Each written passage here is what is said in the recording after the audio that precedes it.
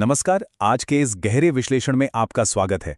आज हम हाल ही में सुप्रीम कोर्ट के एक जज द्वारा बेरोजगार युवाओं और कार्यकर्ताओं पर की गई कथित टिप्पणियों से जुड़े विवाद को डिकोड करेंगे। इस मुद्दे ने पूरे देश में एक जबरदस्त बहस छेड़ दी है। हमारा मकसद यहाँ किसी का पक्ष लेना बिल्कुल नहीं है, बल्कि सिर्फ उपलब्ध स्रोतों और सबूतों के आधार पर इस पूरे विवाद के हर पहलू को बिल्कुल निष्पक्ष होकर समझना है। तो चलिए बिना किसी देरी के शुरू करते हैं।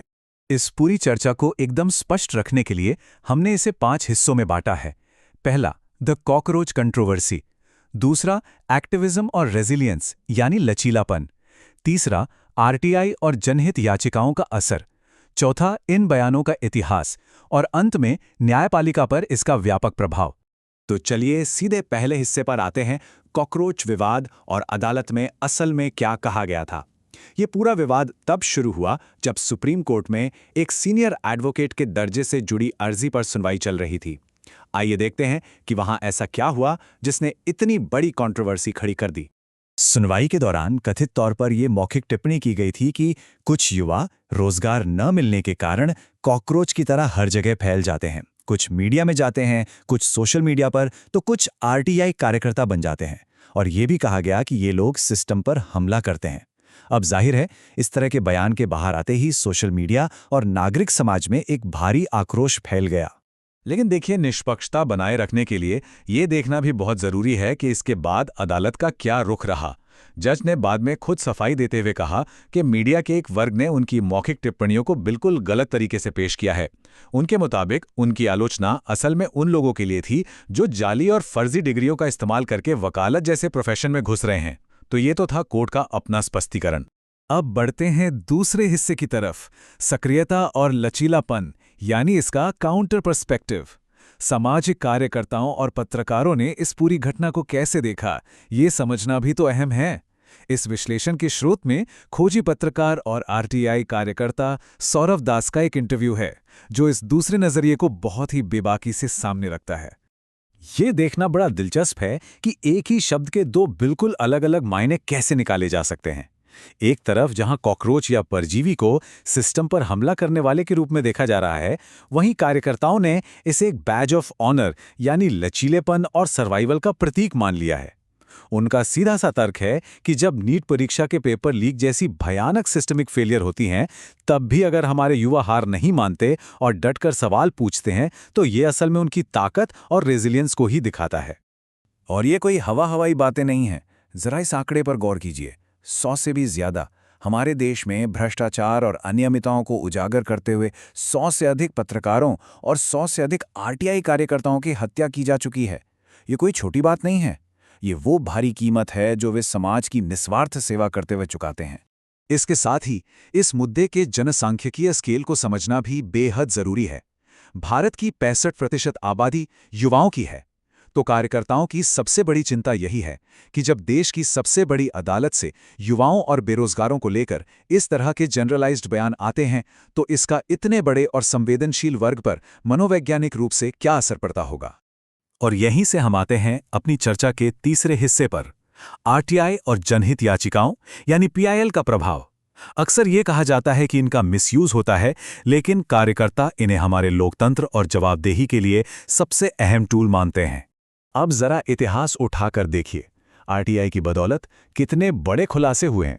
राशन और मिड डे मील घोटाले बेनकाब हुए, मनरेगा में फर्जी मजदूरी और पेंशन पकड़ी गई, बड़े बड़े कॉर्पोरेट लैंड डील्स में गड़बड़ियां सामने आईं और सरकारी कंस्ट्रक्शन में होने वाले घटिया काम उजागर हुए।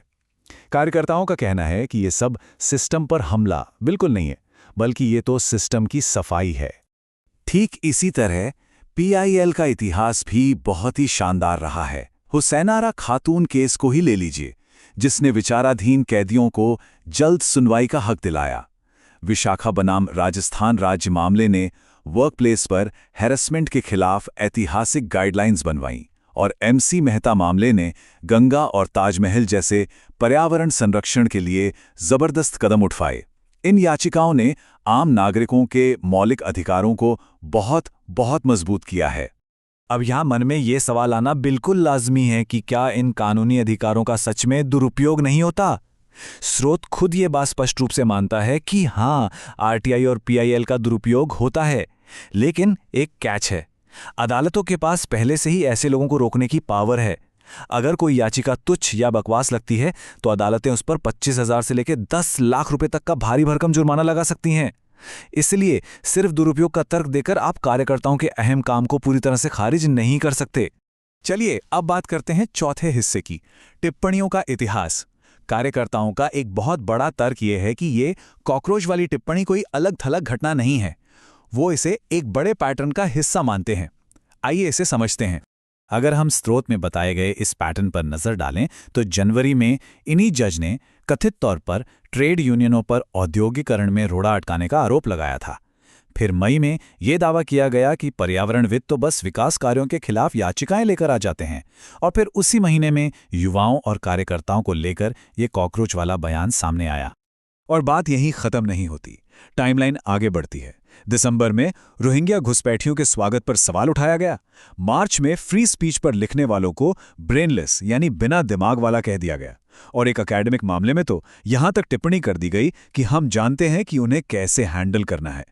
कार्यकर्ताओं का मानना है कि यह सब एक ऐसा माइंडसेट दिखाता है जो नागरिक समूहों और सिविल सोसाइटी के प्रति लगातार आलोचनात्मक रहा है। वैसे एक दिलचस्प बात यह भी है कि यह कोई लेफ्ट बनाम लाइट या दलगत मुद्दा नहीं है। याद है 2022 का नुपुर शर्मा मामला? तब इन्हीं जज ने कहा था कि उनकी ढीली जुबान ने पूरे देश में आग लगा दी है। उस वक्त इस टिप्पणी को लेकर दक्षिणपंथी समर्थकों ने उनकी बहुत भारी आलोचना की थी। तो ये साफ है कि ये गुस्सा किसी एक राजनीतिक विचारधारा तक सीमित नहीं है, बल्कि ये मुख्य रूप से न्यायपालिका की तरफ से आने वाले बयानों के तरीके पर उठ रहे सवालों से जुड़ा है। अब हम आते हैं अपने पांचवें और आखिरी हिस्से पर, व्यापक न्यायिक प्रभाव और संस्थागत छवि। देखिए, कोई भी बयान हवा में गायब नहीं होता, खासकर तब जब वो सुप्रीम कोर्ट के स्तर से आता हो। तो आइए समझते हैं कि इन बयानों का न्यायपालिका की छवि पर क्या असर पड़ता है। संस्थागत चिंताएं बहुत गहरी हैं। स्रोत के अनुसार जब शीर्ष स्तर से ऐसी टिप्पणियां आती हैं तो निचली अदालतों में एक चिलिंग इफेक्ट यानी डर का माहौल बन जाता है। यह पब्लिक डिसेंट और शांतिपूर्ण विरोध प्रदर्शनों को हतोत्साहित करता है। सबसे बड़ी बात, यह संवैधानिक अदालतों में आम जनता के विश्वास को कमजोर करता है और अंततः न्यायिक नियुक्तियों और जजों के टेम्परामेंट यानी स्वभाव को लेकर कई गंभीर सवाल खड़े कर देता है। इस गहरी चिंता को आरजेडी सांसद मनोज झा की लिखी एक चिट्ठी में बहुत ही स्पष्ट रूप से महसूस किया जा सकता है। उन्होंने लिखा, जब एक संवैधानिक लोकतंत्र के मुख्य न्यायाधीश बेरोजगार युवाओं, आरटीआई कार्यकर्ताओं की तुलना कॉकरोच और परजीवी से करते हैं तो ये बुनियादी संवैधानिक संस्कृति पर हमला करना शुरू कर देता है। ये कोर्ट अपने आप में इस बात का सबूत है कि इन बयानों से कितनी गहरी सिस्टमिक एंग्जाइटी पैदा हो गई है। तो फिर इसका संभावित समाधान क्या है? स्रोत में कार्यकर्ताओं ने एक बड़ा सीधा सा उपाय सुझाया है। उनका तर्क है कि जिन जजों के सार्वजनिक रूप से ऐसे विचार सामने आ चुके हैं, उन्हें संस्था की गरिमा और निष्पक्षता बनाए रखने के लिए स्वेच्छा से उन मामलों से हट जाना चाहिए जो युवाओं, पर्यावरणविदों या अभिव्यक्ति की स्वतंत्रता से जुड़े हों। क्योंकि कहा भी जाता है ना कि न्याय केवल होना ही नहीं चाहिए, बल्कि पारदर्शी रूप से होते हुए दिखना भी चाहिए। अंत में हम सबके सोचने के लिए एक बहुत ही महत्वपूर्ण और चुभता हुआ सवाल है, इन सभी घटनाक्रमों के बाद देश के युवाओं को क्या संस्थागत सिग्नल दिया जा रहा है? जब वे रोजगार के लिए या सिस्टम की खामियों के खिलाफ न्याय की आखिरी उम्मीद लेकर जाते हैं, तो क्या न्यायपालिका उन्हें अपने रक्षक के रूप में नजर आएगी?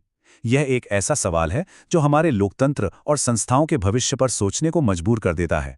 आज के इस विश्लेषण का हिस्सा बनने के लिए बहुत बहुत धन्यवाद।